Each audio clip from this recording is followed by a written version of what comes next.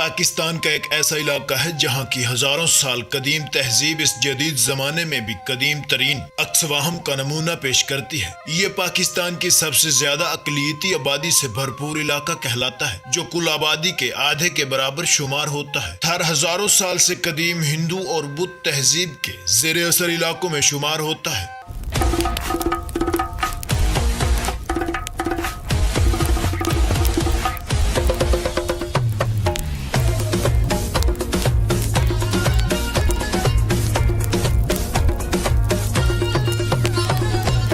تھر کے امن پسند شہری اور دیہی لوگ ملک پاکستان کے شدید وفادار اور ہر قسم کی معاشرتی برائیوں سے پاک ہیں۔ تھر کے لوگوں کی سیدھی سادی تہذیب اور روایات زندگی میں قدیم ترین سٹائل سے آراستہ شمار ہوتے ہیں۔ تھر کے علاقے میں مسلم روایات کی راجپوت تہذیب اور سندھ کی روایتی ثقافت کے حامل لوگوں کے علاوہ ہندو تہذیب کے ماخذ بہت بڑی تعداد میں بستے ہیں۔ 10,578 کلومیٹر پر مشتمل یہ علاقہ پاکستان کی منفرد تہذیب کا حامل ہے۔ بیتے ہوئے 1000 سالوں میں سندھ پر مختلف خاندانوں کی حکومت قائم رہی ہے۔ انگریزوں نے 1843 عیسوی میں سندھ کی فتح کے ساتھ کچھ ایجنسی میں تھر کو شامل کر کے محصول کی وصولی کے لیے حیدرآباد کے زیر نگیں کر دیا۔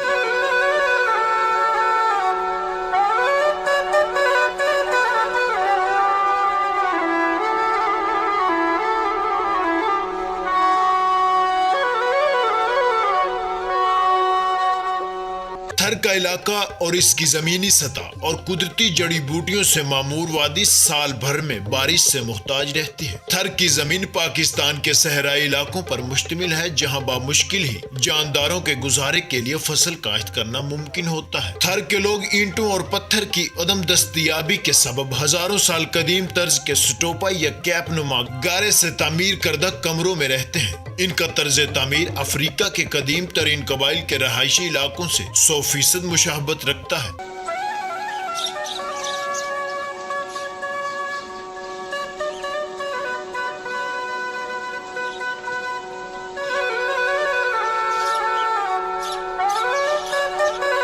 ان گول کمروں میں ہوا کے رخ پر عارضی دروازے جو خس کے بھاڑے کے ہوتے ہیں لگائے جاتے ہیں۔ طرز تعمیر کچھ اس انداز کا ہوتا ہے کہ شدید گرمی میں بھی اندر کا ٹیمپریچر نارمل رہتا ہے۔ تھر کے باشندوں کی زندگی سادہ ترین ہوتی ہے۔ ان کے جانور بھیڑ، بکریاں اور گائے ان کی روزمرہ معیشت میں سب سے اہم شمار کی جاتی ہیں۔ ان کے اس سٹائل کے گھر کم سے کم اسباب زندگی سے آراستہ رہتے ہیں۔ تھر کی عورتیں مردوں سے زیادہ جفاکش اور محنتی ہوتی ہیں۔ یہ عورتیں بار برداری، چکی سے جو، جوار، مکئی کا آٹا بنانے اور اس آٹے کی موٹی روٹیاں پکا کر اپنے خاندان کا پیٹ بھرتی ہیں۔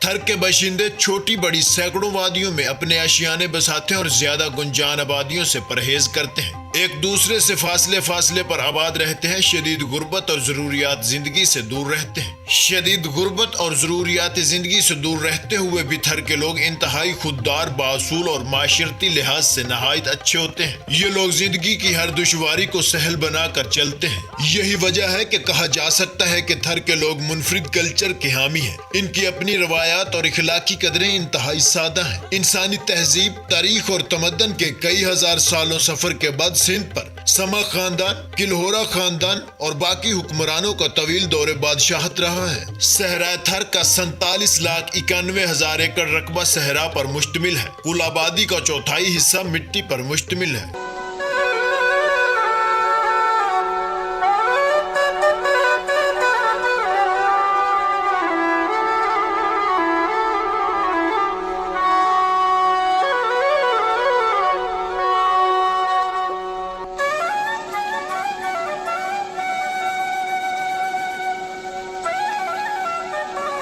यहाँ पर आज भी बहुत से इलाके कड़वे पानी की जद में आते हैं और इस कड़वे पानी को निकालने के लिए भी बेहद मेहनत की जाती है। पानी निकालने के ये तरीके सदियों से पुराने चलते आ रहे हैं।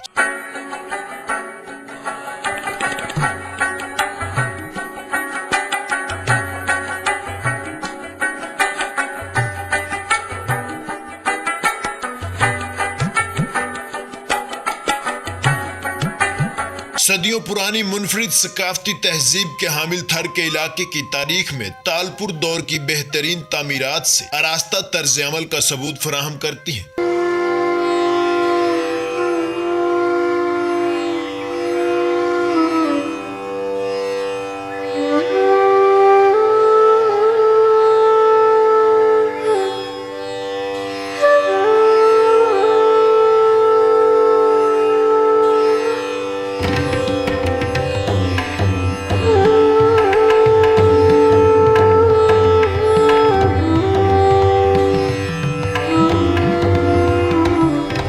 सबसे कामयाब जानवर ऊंट है, जो कि हर तरह के काम लेने के लिए बहुत अहम तस्वर किया जाता है, फिर चाहे वो कोई सामान लाना हो या कुएं से पानी निकाल।